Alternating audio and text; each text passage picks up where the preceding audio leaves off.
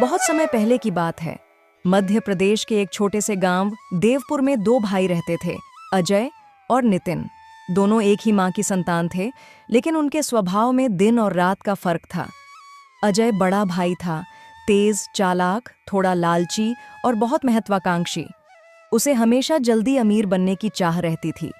वहीं नितिन छोटा था, शांत स्वभाव का, मेहनती, ईमानदार और बहुत ही सहनशील। उनके पिता हरिराम जी गांव के एक सीधे साधे किसान थे। उन्होंने अपने खेत खलिहान और पुरखों की जमीन बड़ी मेहनत से संभाली थी, लेकिन दुर्भाग्यवश एक रात अचानक हार्ट अटैक से उनका निधन हो गया। उस समय नितिन केवल 17 साल का था और अजय 23 साल का। हरिराम जी के गुजरने के बाद दोनों भाइयों के सामने जिम्मेदारियों का पहाड़ टूट पड़ा। मां कमला देवी हर रोज भगवान से प्रार्थना करती थीं कि दोनों बेटे मिलकर काम करें और एक दूसरे का सहारा बने, लेकिन किस्मत को कुछ और ही मंजूर था। अजय ने तुरंत पिता की जमीन बेचने की बात उठाई। नितिन घबरा गया और बोला, भैया, ये आप क्या कह रहे हैं? हम भला पिताजी की उस जमीन को कैसे बेच सकते हैं? यह हमारे पूर्वजों का आशीर्वाद है, और भला आशीर्वाद कोई बेचता है क्या? तू नहीं समझेगा छोटे। तुझे क्या लगता है गांव में इस छोटे से खेत से क्या होगा? अगर हम इस गांव में रहे तो गरीबी ही हमारा मुकद्दर बन जाएगी। मैं तो कहता हूं तू भी मेरे साथ शहर चल, कोई बड़ा काम करेंगे, मैं बिजनेस करूंगा और तुझे भी किसी अच्छे काम में लगा दूंगा। गांव का घर, खेत सब बेच देते हैं। नहीं भैया, मैं आपके साथ शहर नहीं आ सकता। इस गांव से, यहाँ की मिट्टी से मेरी बहुत सारी यादें जुड़ी हैं। मैं इन्हें छोड़कर कहीं नहीं जाऊंगा। नितिन को बहुत बुरा लगा। वह खेतों से बहुत जुड़ा हुआ था। उसके लिए वह मिट्टी माँ के आंचल जैसी थी, लेकिन वह विरोध नहीं कर पाया। माँ के आंसू देखकर उसने चुपचाप सिर झुका लिया। अजय ने पिता की आधी जमीन बेच दी और शहर चला गया। नितिन गांव में ही रह गया। जो जमीन बची वहीं उसका संसार बन गई। उसने बैल जोते, खेत जोते, सब्जी उगाई और माँ का ख्याल रखा। शहर में अजय ने पिता की दौलत से व्यापार शुरू किया। शुरुआत में उसने खूब पैसा कमाया। पार्टी, शोहरत, गाड़ियां, शहर की चमक दमक में वह पूरी तरह डूब गया। अजय शहर में रियल एस्टेट डीलिंग और प्रॉपर्टी कमीशन का काम करने लगा था। पिता की जमीन बेचकर मिले पैसों से उसने यह काम शुरू किया। शुरुआत में हर सौदा मुनाफे का रहा और यही मुनाफा उसके घमंड की पहली सीढ़ी बन गया। जब भी वह गांव लौटता तो दिखावे के लिए बड़े बड़े कपड़े पहनता, मोबाइल लहराता और नितिन की मेहनत का मजाक उड़ाता। अरे ओ गमवार, तू अभी भी उसी गंदे कीचड़ से सने खेत में घुटनों तक ढंसा हुआ है क्या? तुझे अब भी मिट्टी में ही अपनी किस्मत ढूंढनी है? देख जरा मेरी तरफ। मैं अब शहर में रहता हूँ, एसी में बैठता हूँ, चमचमाती गाड़ियों में घूमता हूँ, सूट बूट पहनता हूँ, बड़ी बड़ी पार्टियों में जाता हूँ। और तू तू अब भी वही पुरानी धोती, वही फटी बनियान, वही गोबर की गंध। मैं तेरे लिए शहर में बढ़िया काम दिला सकता हूँ। तुझे बस ये देहाती छोड़ना होगा। खेत खलिहान भूल जा, धोती उतार, सूट पहन, चल मेरे साथ। तू भी इंसान की तरह जीना सीख जाएगा। यहाँ कीचड़ में पसीना बहाने से अच्छा है शहर में कोई काम कर। वैसे भी तुझे कोई बहुत अच्छा काम तो नहीं मिलेगा, क्योंकि शहर में मंदबुद्धि लोगों की ज्यादा जरूरत नहीं होती। लेकिन तू मेरा भाई है, इसीलिए मैं तुझे कोई ना कोई काम दिला ही दूंगा। नितिन बस मुस्कुरा देता। उसे अपने खेत की मिट्टी से जो लगाव था वो कोई नहीं समझ सकता था, लेकिन समय सबका हिसाब रखता है।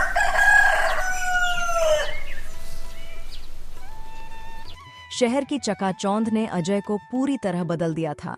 वह अब वही पुराना गांव का लड़का नहीं रहा था जो कभी पिता की छड़ी से डरकर खेतों में हल जोतता था।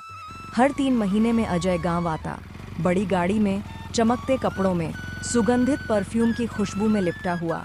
वह माँ से मिलकर 2 दिन रुकता और फिर नितिन का मजाक उड़ाता। नितिन ने जो आधी जमीन बचाई थी उसी पर मेहनत शुरू की। खेतों में फसलें उगाईं, गाय भैंस पाली।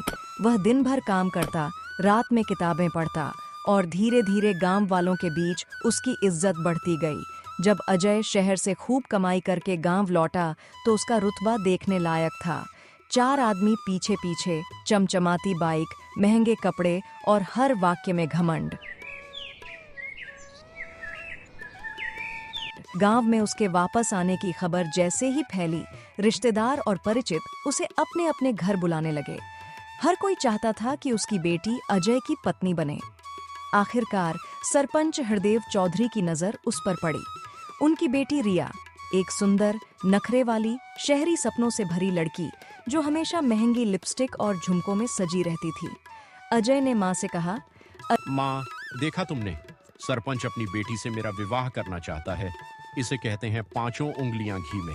सरपंच की बेटी से ब्याह करके तो मैं और भी अमीर हो जाऊंगा, और वह दिखने में भी खूब सुंदर है। मुझे तो पहले दिन से ही पसंद है। अजय को रिया पसंद आ गई। उसे लगा कि ऐसी पत्नी से उसका रुतबा और बढ़ेगा। जल्दी ही दोनों का विवाह हो गया। गांव में कई दिनों तक शादी की धूम रही। ढोल नगाड़े, लाइट, साज सज्जा, सब कुछ किसी राजा महाराजा की शादी जैसा था।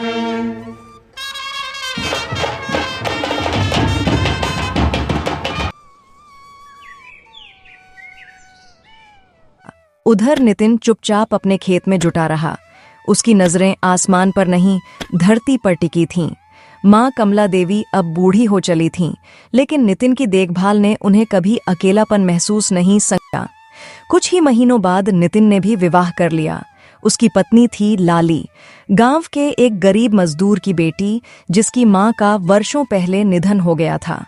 लाली ज्यादा पढ़ी लिखी नहीं थी, लेकिन उसमें आत्मसम्मान, ममता और परिश्रम की सच्ची चमक थी। शादी के बाद लाली और नितिन का जीवन साधारण था, पर संतोष से भर। सुबह जल्दी उठकर खेत जाना,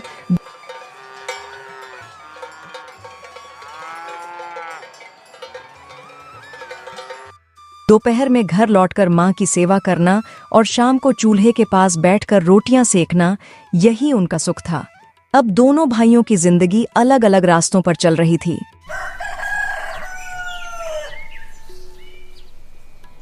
उधर शहर में अजय का रियल एस्टेट और प्रॉपर्टी डीलिंग का काम धीरे धीरे घाटे में जाने लगा। जिस पार्टनर पर उसने आंख बंद करके भरोसा किया था, वही फर्जी कागजों और धोखाधड़ी में निकला। बैंक का कर्ज चुकता नहीं हो पाया। ऊपर से रिया हर रोज नई नई डिमांड करने लगी। देखो जी, मुझे नए गहने चाहिए। इतने सालों से वही 2 सेट पहनकर बोर हो गई हूँ। सब लोग हंसते हैं कि तुम्हारी बीवी हर फंक्शन में वही झुमके पहनकर आ जाती है। और सुनो, इस हफ्ते पार्लर भी जाना है। बाल कटवाने हैं, फेशियल करवाना है। शादी का सीजन है, अच्छा दिखना तो बनता है ना। अरे हाँ, माँ के घर अगले महीने शादी है। 4 दिन का फंक्शन है। मुझे कम से कम 3 नए ड्रेस चाहिए। एक मेहंदी के लिए, एक संगीत के लिए और एक शादी के दिन। और नई चप्पल भी, पिछली वाली टूट गई है। जरा मेरी भी सुन लो। पिछले 3 महीने से कोई प्रॉपर्टी डील फाइनल नहीं हो रही। कर्ज बढ़ता जा रहा है, ग्राहक आते हैं और बिना बात के लौट जाते हैं। नई साइट में पैसा लगाने के लिए पैसे नहीं हैं, और तुम हो कि बस मांग पर मांग किए जा रही हो। हर रोज ये सोचकर निकलता हूं कि आज कुछ होगा, कोई डील होगी, कुछ कमाई होगी। लेकिन जब शाम को खाली हाथ लौटता हूं तो तुम्हारी ये गहने, पार्लर और कपड़ों की बातें मेरे दिल को चीर देती हैं। मैं चाहता हूं कि तुम्हें सब कुछ दूं, लेकिन इस वक्त मेरी हालत ही ऐसी नहीं है। थोड़ा सा दो, थोड़ा सब्र करो। जब वक्त बदलेगा तो मैं खुद तुम्हारे लिए सोने का हार लेकर आऊंगा। मुझे ये सब नहीं जानना। तुम भूलो मत, मैं सरपंच की बेटी हूँ। मेरे पिता ने मेरी हर ख्वाहिश पूरी की है। अगर मुझे पता होता कि तुम कंगाल होने वाले हो तो मैं तुमसे कभी शादी ही नहीं करती। मेरे लिए बहुत अच्छे रिश्ते आए थे। रिया घर के किसी काम में हाथ तक नहीं लगाती थी।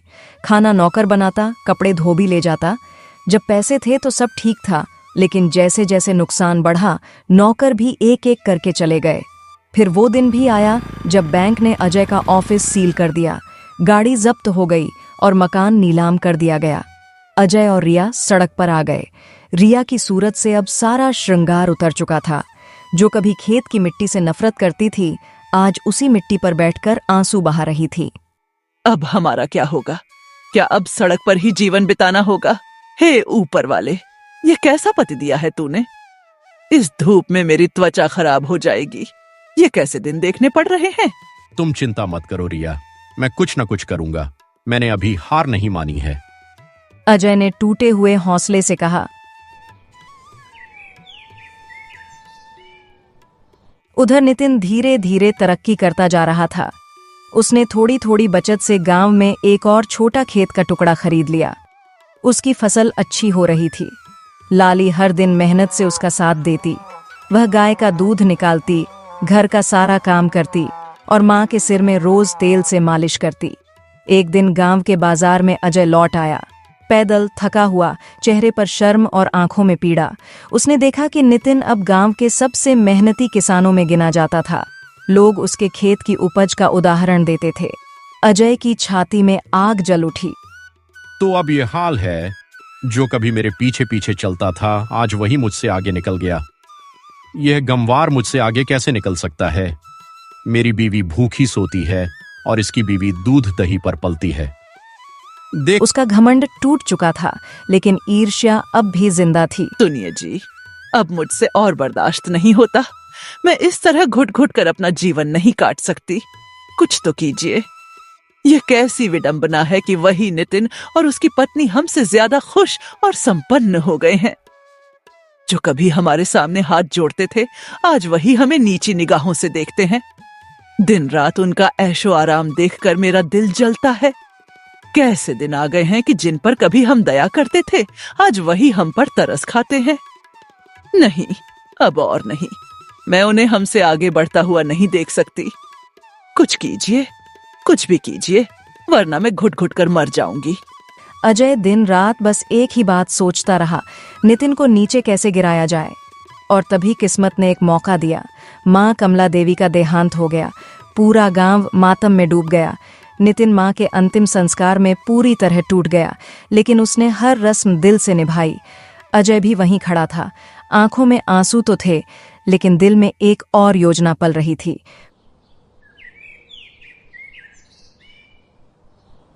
कुछ दिनों बाद अजय तहसील कार्यालय पहुंचा। वहां एक असरदार दलाल से मिला। उस दलाल का नाम था मक्खन लाल। चालाक, लालची और पैसे के लिए कुछ भी करने वाला। अजय ने जाली दस्तावेज बनवाए। कागजों में लिखा था कि मां कमला देवी ने मरने से पहले अपनी पूरी संपत्ति सिर्फ अजय के नाम कर दी है। दस्तावेज पूरी तरह नकली थे, लेकिन दिखने में पूरी तरह असली। एक शाम जब नितिन खेत से लौट रहा था, तो उसने देखा घर के बाहर दो आदमी खड़े थे, गांव का पटवारी और चौकीदार। अजय ने सबके सामने कागज लहराते हुए कहा, देख नितिन, ये रहा वसीयतनामा। माँ ने अपने आखिरी दिनों में यह जमीन और मकान मेरे नाम कर दिया था। ये घर, ये खेत, ये आंगन सब अब कानूनन मेरे हैं, इसलिए तुम्हें यह जगह खाली करनी होगी। भैया, ये तू क्या कह रहा है? माँ ने कभी ऐसा कुछ नहीं कहा था। उन्होंने तो हमेशा बराबर हक की बात की थी। तू जानता है माँ मुझे कितना प्यार करती थी। वह तुझसे कम मुझे नहीं मानती थी। तू कैसे यकीन दिला सकता है कि उन्होंने मुझे एक शब्द भी नहीं बताया? कानून भावनाएं नहीं देखता नितिन, वो सबूत देखता है, और मेरे पास सबूत है। सरकारी मोहर है, गवाहों के दस्तखत हैं। तुझे जो करना है कर ले, पर सच्चाई यही है, अब ये सब मेरा है। भैया, क्या इतना सब कुछ काफी नहीं था? शहर जाने के लिए तुमने पिताजी की आधी जमीन पहले ही बेच दी। मैं तो बस मां की यादों में जी रहा हूं। इस मिट्टी में मां की हंसी गूंजती है। क्या ये भी छीन लेगा तू? नितिन चुपचाप अपनी पत्नी लाली और एक जोड़ी कपड़ों के साथ घर छोड़कर चला गया। वह गांव के दूर कोने में उसी पुराने टूटे फूटे खेत में जा बसा। वही खेत जिसे उसने अपनी मेहनत से सींचा था, जहां एक छोटी सी झोपड़ी थी, एक गाय थी और ढेर सारी उम्मीदें। नितिन ने लाली से कहा, तुम चिंता मत करो, हम फिर से मेहनत करेंगे। अजय ने मुझसे मेरी जमीन छीन ली है, लेकिन मेरा नसीब नहीं छीन सकता। दुख इस बात का है कि मेरे अपने भाई ने मुझे धोखा दिया, लेकिन मैं फिर खड़ा होऊंगा। मुझे आप पर पूरा भरोसा है। यह झोपड़ी छोटी है, लेकिन आपका मन बहुत बड़ा है। मेरे लिए यही काफी है कि मेरा पति ईमानदार और अच्छा इंसान है। इस मुश्किल वक्त में मैं आपके साथ हूँ। हम इस बुरे समय को भी मुस्कुराकर पार कर लेंगे।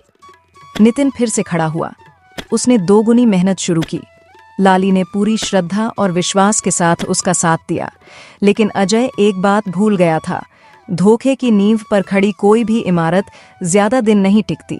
जिस दलाल मक्खन लाल से उसने वसीयत बनवाई थी, उसे कहा था, पेपर बना दे, बाकी पैसे बाद में दे दूंगा। काम होने के बाद जब मक्खन लाल ने पैसे मांगे तो अजय टाल मटोल करने लगा। अभी पैसे नहीं है, थोड़ा वक्त दे, मैं कहीं भागा नहीं जा रहा, बाद में ले लेना। अजय, 2 महीने हो चुके हैं। मैं जानता हूं तेरे पास पैसे हैं। तू बहाना क्यों बना रहा है? मेरे पैसे दे दे अजय। और वैसे भी तुझ जैसे इंसान पर भरोसा करना मुश्किल है। तूने अपने सगे भाई को नहीं छोड़ा तो मैं क्या चीज हूं? चुपचाप आज शाम तक मेरे पैसे वापस दे देना। इसी में तेरी भलाई है। धमकी देता है मुझे। तेरे जैसे बहुत देखे हैं मैंने। तू ही क्या उखाड़ लेगा मेरा? जो करना है कर ले। अब नहीं देता तेरे पैसे। निकल यहां से। कुछ दिनों बाद गांव की चौपाल में पंचों की सभा बुलाई गई, क्योंकि गांव में जमीन और वसीयत को लेकर कई सवाल उठने लगे थे। अजय सबसे पहले चौपाल पहुंचा, अपने झूठ को सच का जामा पहनाने के लिए। चेहरे पर बनावटी आत्मविश्वास, सीने में घमंड। वह सोच रहा था, आज सब मेरे पक्ष में होगा। लेकिन तभी चौपाल में एक आवाज गूंजी। रुको। मक्खनलाल वहां आ पहुंचा। उसके हाथ में कागजों का एक मोटा पुलिंदा था। सीधे पंचायत के बीच खड़ा होकर उसने कहा, आज मैं सच बताने आया हूं। इन कागजों पर जो दस्तखत है वो मां कमला देवी के नहीं है। मैंने खुद अजय के कहने पर यह वसीयत तैयार की थी, और बदले में जो पैसे उसने मुझे देने का वादा किया था वो भी नहीं दिए। आज मैं अपने अपराध की सजा भुगतने आया हूं, लेकिन साथ ही इस आदमी का असली चेहरा भी दिखाने आया हूं, जिसने अपने ही सगे भाई नितिन से छल किया। पूरा गांव जैसे पत्थर का हो गया। अजय की बोलती बंद, चेहरा पीला पड़ गया, आंखों में आंसू भर आए, लेकिन शर्म से नहीं, डर से। पंचायत के मुखिया भारी आवाज में बोले, अजय, तूने सिर्फ अपने भाई को नहीं ठगा, तूने अपनी मां की आत्मा को भी अपमानित किया है। क्या तुझे एक पल के लिए भी अपने भाई पर तरस नहीं आया? तेरे हाथ नहीं कांपे? जिस मां ने तुझे जन्म दिया उसी मां के नाम पर तूने झूठे कागज बनवाए। तेरे हाथ नहीं कांपे अजय? और अब तेरे पापों का घड़ा भर चुका है। सजा भुगतने के लिए तैयार हो जा। पंचायत ने फैसला सुनाया। पूरा गांव सच का गवाह बन चुका था। अजय ने अपने जीवन में पहली बार सबके सामने सिर झुकाया। ना कोई बहाना, ना कोई तर्क। उसका झूठ, उसका घमंड और उसका स्वार्थ सबके सामने नंगा हो चुका था। वह चुपचाप चौपाल से उठा और गांव छोड़कर निकल गया। धूल भरे रास्तों पर चलता हुआ अब वह हर गांव में काम मांगता फिरता है। कभी मजदूरी करता है तो कभी भूखा सो जाता है। कोई उसे टिकाकर काम नहीं देता, क्योंकि उसकी बदनामी उससे पहले चलती है। अब उसकी आंखों में ना स्वाभिमान है, ना ईर्ष्या, सिर्फ पछतावा और टूटापन। उधर नितिन को अपना घर और जमीन वापस मिल गई, लेकिन उसके दिल में अब भी नफरत नहीं, करुणा थी। उसने आसमान की ओर देखकर कहा, हे ईश्वर, मेरे भाई को सही रास्ता दिखाना, उसके मन का अंधकार मिटा देना, उसे मेहनत और ईमानदारी का महत्व समझाना। शायद समय ने उसे अपना सबक सिखा दिया है। अब तू ही उसकी मदद करना। लाली ने नितिन का हाथ थामते हुए कहा, तुम्हारा दिल बहुत बड़ा है।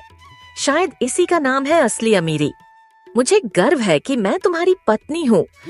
कहानी का अंतिम संदेश, जो दूसरों को धोखा देता है, समय उसे ऐसा धोता है कि पहचान तक मिट जाती है।